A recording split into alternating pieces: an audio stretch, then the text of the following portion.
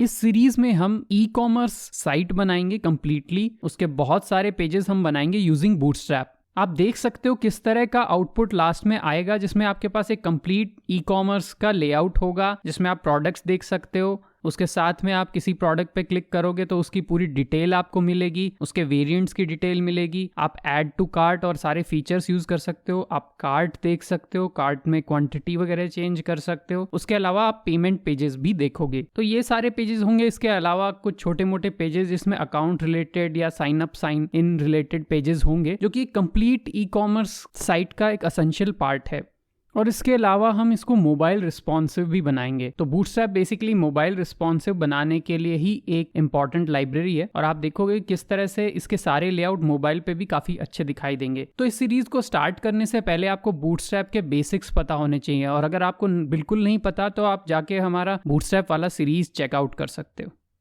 तो हम स्टार्ट करते हैं, एक इंडेक्स HTML पेज बनाते हैं जिसमें कि हम एक पहला लेआउट हम बनाएंगे। तो हम सबसे पहले होम पेज बनाना चाहेंगे ई कॉमर्स का। आप अगर VS कोड में काम करते हैं तो आप बूटस्ट्रैप से रिलेटेड काफ़ी एक्सटेंशंस भी यूज़ कर सकते हो। इससे फ़ायदा आपको ये होगा कि आप कुछ भी छोटा सा एक टैग लिखोगे तो एक्सपेंड होकर पूरा HTML बन जाएगा। मैं इन टैग्स को ज़्यादा यूज़ नहीं करने वाला, बट आपको जस्ट एक आइडिया दे रहा हूँ कि जिस तरह से आप कंटेनर या कोई भी क्लास जो बूटस्ट्रैप में काफ़ी पॉपुलर होती है उसको यूज़ करोगे तो पूरा उसका स्ट्रक्चर बन जाएगा। तो आप काफ़ी फास्ट कोड इसमें लिख सकते हो। तो यहाँ पे आप देख रहे हो मैंने कुछ डिव वगैरह बनाए हैं उसको यूज करते हुए, बट अभी के लिए हो सकता है आपको ये कॉम्प्लिकेटेड चीजें समझ में ना आए, तो आप चाहें तो इस प्लगइन को शुरू में अवॉइड कर सकते हैं, बट बाद में एक बार आप समझ जाएं तो आपके लिए काफी हेल्पफुल रह सकता है आपको ऑटो कंप्लीट करने के लिए।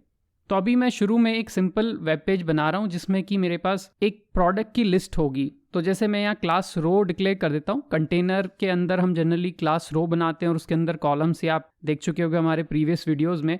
तो मैं इनिशियली 2 कॉलम्स बनाता हूँ। तो यहाँ मैं कुछ शॉर्टकट्स भी यूज़ कर रहा हूँ। आप देख रहे हो div.col से अपने आप कॉलम बन जाता है। तो ये सब VS कोड के शॉर्टकट्स हैं। अब मैंने एक HTTP सर्वर यहाँ रन कर दिया है, इससे मेरी साइट यहाँ पे आपको साइड बाय साइड दिखने लग जाएगी। तो यहाँ पे अभी कुछ भी नहीं है, एकदम सिंपल 2 कॉलम दिखाई दे रहे हैं, और अभी भी ये बूटस्ट्रैप इसमें इनेबल्ड नहीं है। रीज़न कि हमने अभी तक बूटस्ट्रैप अप्लाई नहीं की। तो मैं सबसे पहले बूटस्ट्रैप 5 का CDN लिंक यहाँ पे कॉपी करता हूँ। आप पहले के वीडियो चेक कर सकते हो कैसे CDN यूज़ होता है, बट आपको डायरेक्टली CDN लिंक मिल जाएगा कहीं पे भी। और मैं बूटस्ट्रैप 5 इसमें यूज़ कर रहा हूँ, और यहाँ पे मेरे दोनों कॉलम आप देख सकते हो अब साइड बाय साइड हो गए, यानी बूटस्ट्रैप उस पर अप्लाई हो गई होगी। इसी तरह से मैं एक और CSS यहाँ पे अप्लाई करता हूँ जिसका नाम मैं style.css रख रहा हूँ। इसको मैं लिंक कर दूंगा। इसमें हम वो सब CSS लिखेंगे जो हमको बूटस्ट्रैप के अलावा खुद से लिखनी पड़ेगी। तो एक अच्छा आइडिया है कि आप एक अपनी अलग CSS लिखें और उसको हमेशा बाद में डिक्लेयर करें, ताकि वो हाई प्रायोरिटी पे रहे और ओवरराइट कर सके इनिशियल CSS को। तो जैसे मैंने इसमें सबसे पहले एक बॉर्डर, तो बॉर्डर प्रॉपर्टी और उसमें कुछ पैडिंग दी है जस्ट टू शो यू कि किस तरह से ये दोनों layout side by side arranged हैं। तो आप देख रहे हो कि किस तरह से ये दोनों चीज़ें रिस्पॉन्सिव भी हैं, बट अभी के लिए मोबाइल लेआउट में अपने आप कोलैप्स नहीं होती हैं। तो मैं कुछ मोबाइल बेस्ड चीज़ें, या जैसे हम स्क्रीन साइज से देते थे बूटस्ट्रैप में, तो मैं XL3 इस तरह से देता हूँ, यानी एक्स्ट्रा लार्ज स्क्रीन पे ये 3 स्पेस लेगा। तो आपको 12 ग्रिड सिस्टम याद होगा, तो उस हिसाब से ये 3 स्पेस ले लेगा, और छोटा करने पे अपने आप वो एक के नीचे 12 स्पेस लेंगे, कोलैप्स हो जाएंगे। इसी तरह से मैं कुछ 2 और डिव बना देता हूँ। तो आइडियली मैं 4 डिव बनाना चाह रहा हूँ एक प्रोडक्ट के। 4 प्रोडक्ट साइड बाय साइड होंगे इस ई कॉमर्स साइट में। अब मैं मीडियम साइज स्क्रीन के लिए लिख रहा हूँ, तो मैं 4 वेट लेके चलता हूँ। पहले स्मॉल के लिए लेते हैं, जिसमें स्मॉल में मैं 6 वेट मतलब हाफ ऑफ द स्क्रीन में यूज कर रहा हूँ। इसी सेम चीज को मैं यहाँ पे हर जगह पेस्ट कर देता हूँ। तो अब आप देखोगे कि हमारे पास हर बार चेंज हो रहा है। 3 आ गए प्रोडक्ट, फिर आप देखोगे और छोटा करें तो 2x2 आ गया, और लास्ट में आप देखोगे तो 1x1 एक प्रोडक्ट आता जा रहा है। तो इस तरह से हमारी साइट काफ़ी रिस्पॉन्सिव हो गई अलग अलग लेआउट को लेके। इतना रिस्पॉन्सिव बनाना ज़रूरी नहीं है, आप चाहे तो केवल 2 लेआउट के लिए रिस्पॉन्सिव बना सकते हो। यहाँ पे जस्ट एग्जाम्पल के लिए मैं बता रहा हूँ। अभी मैंने यहाँ पे कुछ कोड पेस्ट किया है। ये कार्ड लेआउट का कोड है जो हमने डायरेक्टली बूटस्ट्रैप की साइट से पेस्ट किया है। तो बूटस्ट्रैप की साइट पे आप जाके कार्ड लेआउट का देखोगे कोड, वो एग्जैक्टली हम यहाँ पेस्ट कर रहे हैं। अब इसको हम अपनी रिक्वायरमेंट के हिसाब से चेंज करेंगे। तो आप देख रहे हो जैसे कार्ड टाइटल और इन सबको मैं थोड़ा लेआउट से चेंज कर रहा हूँ। तो मैंने सबटाइटल्स ऊपर रखा है, और इसको मैं कैटेगरी का नाम बताऊंगा। और कैटेगरी जैसे कि कैमरा एक कैटेगरी हो गई, या इस तरह के इलेक्ट्रॉनिक डिवाइसेस अलग अलग कैटेगरी में आ गए। फिर मैं प्रोडक्ट का नाम लिखूंगा टाइटल में, और कुछ टेक्स्ट लिखूंगा, और इस टेक्स्ट में मैं हो सकता है कुछ डिस्क्रिप्शन लिखूं, बट अभी के लिए मैं इसका प्राइस लिखने वाला हूं। तो जैसे मैंने एक बहुत ही सिंपल सा कार्ड में चेंज किया है, एक आपको आइडिया हो गया कि एक प्रोडक्ट जैसा ये दिखने लगा है, इसमें कुछ डॉलर वैल्यू भी आ गई है। अभी कुछ और भी चीज़ें हैं, जैसे प्रोडक्ट की कुछ रेटिंग्स भी होती हैं, एक ऐड टू कार्ट बटन भी होता है, वो सब भी हम अब लगाएंगे। तो सबसे पहले मैं स्पैन में रेटिंग पुट कर रहा हूँ, तो मैं इसी पर्टिकुलर पैराग्राफ के अंदर इसकी रेटिंग पुट करना चाह रहा हूँ। तो मैंने स्पैन यूज़ किया है पैराग्राफ के अंदर इसको लिखने के लिए, और मैं MX ऑटो यूज़ कर रहा हूँ, मार्जिन एक्स एक्सिस पे ऑटो, ताकि वो अपने आप शिफ्ट हो जाए, या फिर आप ML ऑटो कह सकते हो, लेफ्ट से अपने आप वो गैप ले ले। तो इस तरह से आपने ये क्लासेस पहले देखी होंगी बूटस्ट्रैप में, हम इनको यहाँ अप्लाई कर रहे हैं, पर अभी ये करेक्टली अप्लाई हुआ नहीं है। तो आप देख सकते हो, या मार्जिन ऑटो में इंस्पेक्ट में भी चेक करता हूँ तो यहाँ पे ये इसका कुछ असर पड़ नहीं रहा है, और इसका रीज़न हो सकता है कि हमने इसको पैराग्राफ में लगाया, और तो जो हमने पहले एक्सपेरिमेंट किए थे उसमें हमने फ्लेक्स यूज़ किया था मोस्टली, यहाँ पे फ्लेक्स नहीं है, तो मैं फ्लोट राइट यूज़ करके देखता हूँ। तो फ्लोट राइट से आप देखोगे तो रेटिंग अपने आप साइड में आ गया है, और वो राइट साइड में अपने आप अलाइन हो गया है। अब मुझे रेटिंग ऐसे 5 की तरह नहीं दिखानी, कुछ स्टार्स देखने, तो बूटस्ट्रैप में भी कुछ सेट ऑफ आइकन होते हैं, तो आपको कोई और लाइब्रेरी जाके चूज करने की ज़रूरत नहीं है। आप जाके बूटस्ट्रैप की लाइब्रेरी में सर्च कर सकते हो और स्टार आपको मिल जाएंगे। जैसे फील्ड स्टार मुझे चाहिए यहाँ पे, तो मैं जैसे इसको कॉपी कर लेता हूँ, तो इसकी क्लास कॉपी करूँगा और इसको वहाँ पे मैं पेस्ट कर सकता हूँ। ऐसे ही फील्ड के अलावा हाफ स्टार या उस तरह की चीज़ें भी होंगी आपके पास। तो इस आइकन, ये बाय डिफ़ॉल्ट आइकन आपकी लाइब्रेरी में आए ये डिपेंड करता है, वरना आपको npm से इंस्टॉल करना पड़ेगा। तो अभी मैं CDN का लिंक ले लेता हूँ और इस CDN लिंक को भी मैं पेस्ट कर देता हूँ। तो npm से कैसे इंस्टॉल करते हैं वो भी आपने प्रीवियस वीडियोज़ में देखा होगा, बट अभी के लिए CDN सबसे ईजिएस्ट वे है। तो अगेन मैं इस चीज़ को कॉपी करता हूँ और यहाँ पे मैं इसको पेस्ट कर देता हूँ। तो अब रेटिंग क्लियर है कि स्टार में हम देते हैं, तो मैं कई बार पेस्ट कर रहा हूँ इन स्टार्स को। रिफ्रेश करके देखते हैं तो यहाँ पे आपको 3 स्टार्स दिख रहे हैं। तो बूटस्ट्रैप में हम देख सकते हैं कि इस चीज़ को हम फ्लोट एंड क्लास से भी कर सकते हैं, जो कि मैंने पहले किया था। तो फ्लोट एंड क्लास एक ज़्यादा प्रॉपर वे है, रेदर देन हमारी खुद की CSS हमको लिखनी पड़े। तो क्लास फ्लोट एंड से आप एंड में फ्लोट करवा सकते हो। अब रेटिंग स्टार नाम से मैं एक नई क्लास बना रहा हूँ जिसमें मैं फीचर्स दूंगा, जैसे कि कलर एक फीचर है कि किस तरह का कलर, जनरली येलो या ऑरेंज तरह के कुछ स्टार्स होते हैं। तो आप देख रहे हो ये इस तरह से दिख रहा है। आप चाहो तो इसको थोड़ा और चेंज कर सकते हो ताकि आपको क्लियर दिखाई दे, तो थोड़ा ऑरेंज या गोल्डन शेड मैं देना चाहूँगा। तो इस तरह से अब ये क्लियर दिखाई दे रहे हैं। साइज़ भी आप वेरी कर सकते हो, बट राइट नाउ मैं इसको ज़्यादा वेरी करके देख नहीं रहा।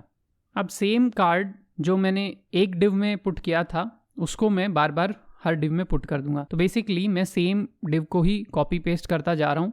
तो मैंने 4 बार वो सेम चीज़ पेस्ट कर दी, तो आइडेंटिकल लेआउट दिखेंगे। अब आप इसको देख सकते हो, ये रिस्पॉन्सिव भी हैं।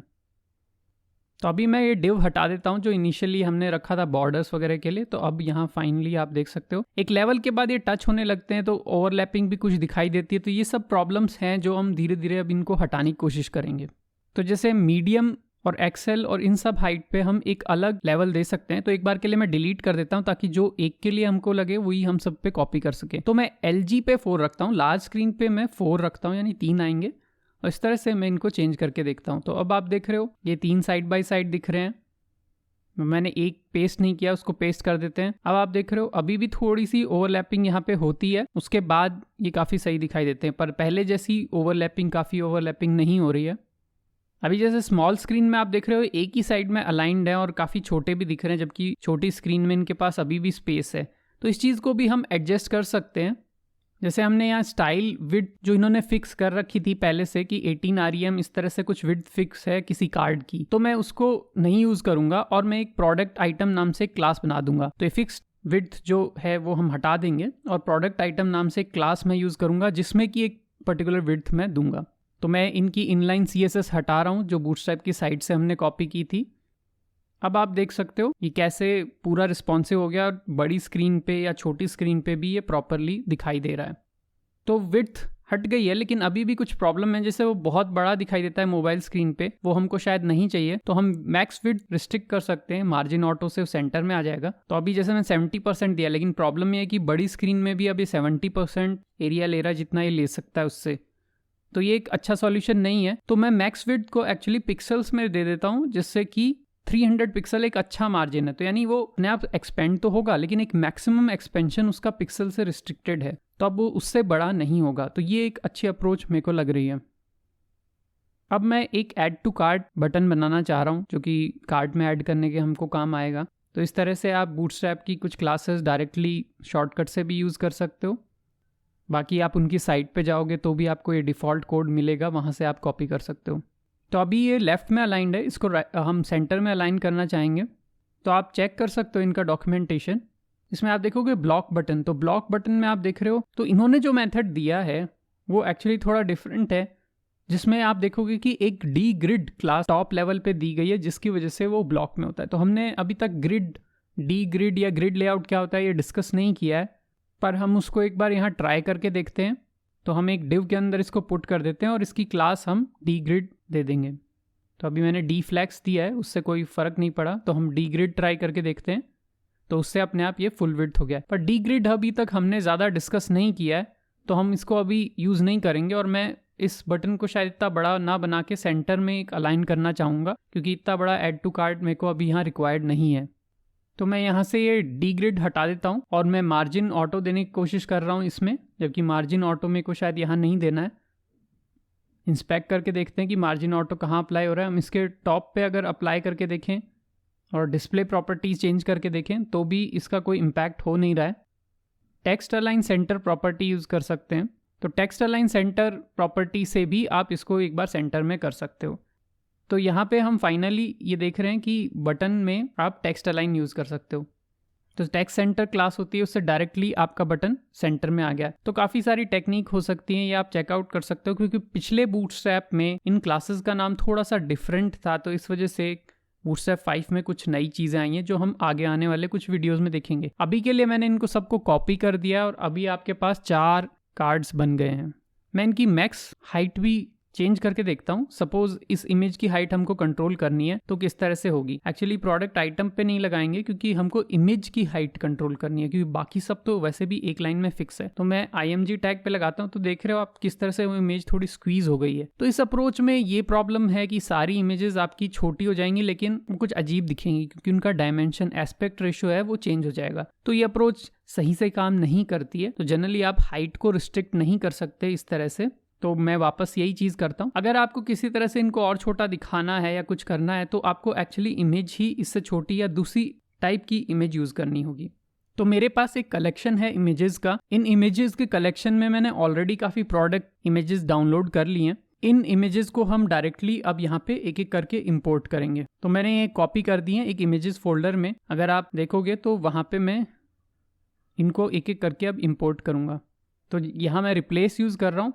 हर जगह जहाँ पे भी मैंने अनस्प्लैश साइट का जो लिंक दिया हुआ है उसकी जगह में इमेजेस प्रोडक्ट JPG। तो यहाँ इमेजेस हैं मेरी सारी। तो प्रोडक्ट 1, प्रोडक्ट 2 इस नाम से मैंने इमेजेस रख रखी हैं। तो एक एक करके मैं इन सबको यहाँ पे रीनेम कर दूंगा। तो आप देख रहे हो यहाँ पे हिंट भी दे रहा है हमको कि प्रोडक्ट 2 है, प्रोडक्ट 3 है, इस तरह से अलग अलग इमेजेस हैं। तो सारी इमेजेस 1 by 1 मैं चेंज कर देता हूँ और रिफ्रेश करके देखते हैं। तो यहाँ आप देख रहे हो लेकिन इमेजेस अलग अलग हाइट की हैं, इस वजह से ये आपको ऐसा लेआउट दिख रहा है। अगर आप चाहते हो कि लेआउट प्रॉपर रहे तो इमेजेस की हाइट को आपको मैन्युअली सेट करना पड़ेगा। और तरीके हैं जिससे आप CSS में उनको चेंज कर सकते हो, बट उससे प्रॉब्लम ये होगी कि कहीं ना कहीं कुछ तो क्रॉपिंग होगी इमेज की या कुछ गड़बड़ होगी। तो आइडियल केस वो है कि आप इमेज एक ही तरह की यूज करें किसी ई-कॉमर्स साइट पे, या फिर उनको मॉडिफाई करके ऑलमोस्ट सेम एस्पेक्ट रेशियो बनाएं। एस्पेक्ट रेशियो मतलब जैसे कि 200 by 200 की फोटो है तो सारी वैसी हो, चाहे 400 by 400 हो, 300 by 300 हो, तो रेशियो उनका सेम हो विड्थ और हाइट का। तो अब मैं इन सब इमेजेस को थोड़ा सा मॉडिफाई करता हूँ और उसके बाद सब सेम हाइट और विड्थ की इमेज लेके देखता हूँ। तो अब आप देख रहे हो सारी इमेजेस मैंने यहाँ जो पुट की हैं वो एक सी हाइट की हैं, तो कितना सही दिखाई दे रहा है। अब नेक्स्ट हम नैव बार बनाएंगे। नैव बार जो ऊपर टॉप मेन्यू होता है, मैं सीधे बूटस्ट्रैप की साइट से जाके उनका नैव बार कॉपी कर लेता हूँ और इसको कंटेनर के बाहर पुट कर रहा हूँ, जो आपकी पूरी बॉडी उसके बाहर, क्योंकि मेरे को फुल विड्थ चाहिए। और ऐसे ही मैं एक फुटर बना लेता हूँ नीचे डिव। तो मैंने दोनों चीज़ें बना ली हैं। ऊपर आप देख रहे हो एक सीधा नेविगेशन बार है, एक सर्च है, ये बाय डिफ़ॉल्ट सारी चीज़ें आई हैं, मैंने कुछ इसमें किया नहीं है। एक एक करके अब मैं मेन्यू को मॉडिफाई करना चालू करूँगा। तो यहाँ मैं जावास्क्रिप्ट भी कॉपी कर रहा हूँ, CDN जावास्क्रिप्ट। इसका रीज़न है कि मेन्यू अदरवाइज चलेगा नहीं। जैसे ड्रॉप डाउन मेन्यू अब चलने लगा है तो आपको CSS के अलावा जावास्क्रिप्ट भी चाहिएगी। अब मैं इसको नैव बार को डार्क कर रहा हूँ, इसका बैकग्राउंड भी डार्क कर रहा हूँ। तो अब ये डार्क बैकग्राउंड बन गया है।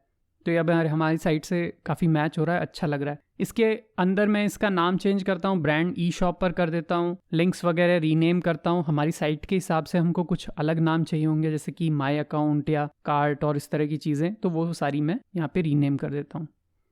ड्रॉप डाउन में मैं कुछ कैटेगरीज बना रहा हूँ जो रेलेवेंट होंगी, जैसे कैमराज, गैजेट्स या फिर एप्पल गैजेट्स, और तीसरी कैटेगरी ड्रोन्स। तो ये कुछ प्रोडक्ट्स हैं जो मैंने पहले से कलेक्ट कर रखे हैं, तो इनकी इमेजेस के हिसाब से मैं ये कुछ कैटेगरीज इसमें बना देता हूँ। यहाँ पे एक डिसेबल्ड बार भी दिख रहा है, तो ये डिसेबल्ड बटन हमको अभी तो नहीं चाहिए, पर बेसिकली हम कार्ट रख सकते हैं इसमें, क्योंकि कार्ट में अभी कुछ एडेड नहीं है, तो उसको डिसेबल भी रखा जा सकता है, या फिर माई अकाउंट रख सकते हो आप। तो इस तरह से सारी हम मेन्यू चेंज करते जा रहे हैं जैसे जैसे हमारी रिक्वायरमेंट है। लास्ट में हमने फुटर का एक डिव बनाया था क्विकली, उसमें भी हम कुछ कंटेंट अब पुट करते हैं।